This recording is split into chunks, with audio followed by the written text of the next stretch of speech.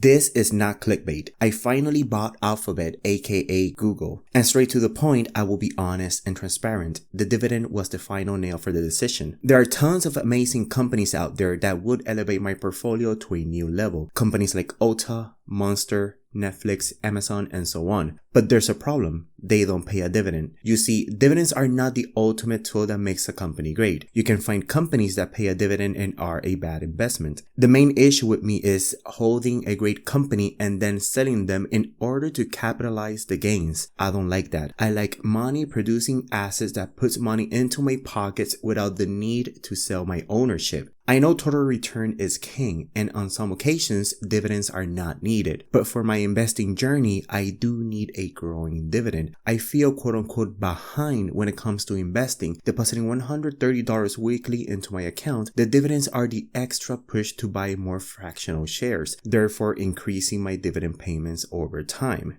In Alphabet's latest earnings report, for the first time ever, the company declared a dividend, 20 cents per share for stockholders who own the company by June 10, 2024 and payable on June 17, 2024. The company intends to continue paying a dividend in the future, and in my opinion, they will increase it as well. The company also declared a share buyback of $70 billion.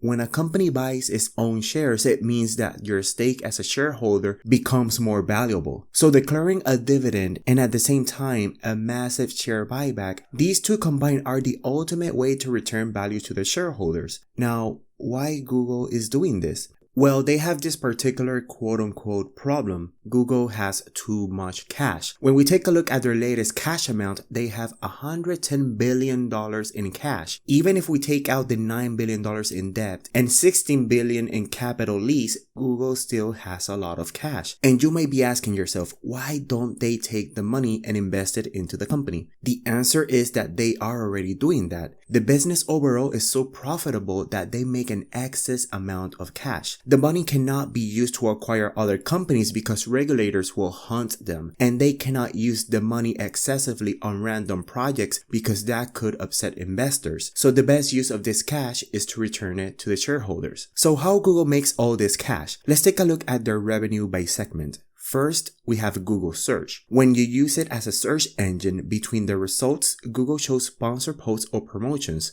These ads are paid by advertisers. Then we have YouTube ads, same as Google Search but on YouTube. When you see a skippable or non-skippable ad, when you see an ad on your video in the sidebar, or while searching a video, Google makes money from all of that. Then we have the Google Network. This is by using products within the Google's ecosystem like the App Play Store, Google Maps, hardware, and so on. Now we are looking at the subscription. This is when you pay for YouTube Premium, Google Drive, Google OneSpace, etc. Then we have their fastest growing revenue, Google Cloud. This is where they offer infrastructure as a service, platform as a service, and software as a service. And last, we have other bets. These are small projects that Google does play around here and there as a test to see if in the future those bets can turn into big revenue segments.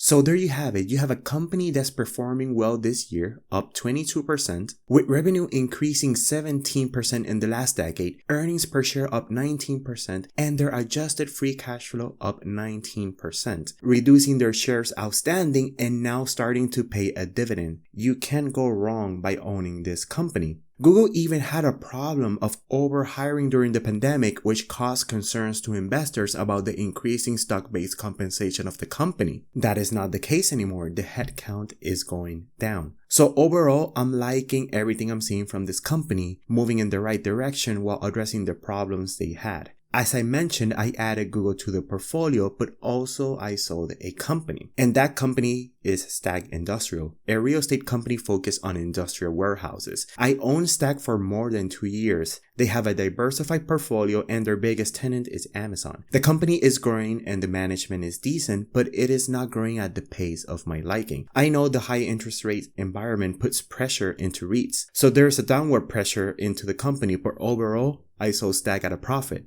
Without counting the dividends, I was up 20% in my position, and its allocations was only 2.1% of the portfolio, so it was not a large holding. I used all the cash to start the position in Google. This is less than a 2.5% position that I plan to add more to this amazing company. It's not an apple to apple comparison, but as an investment, I think Google will grow faster than Stag, and it will allow me to continue growing this portfolio and high grading it as a 2024 goal. So let me know what you guys think about this decision I made. If you think I did a good job in this video, hit the like button, subscribe to continue watching my journey, and as usual, thanks for watching.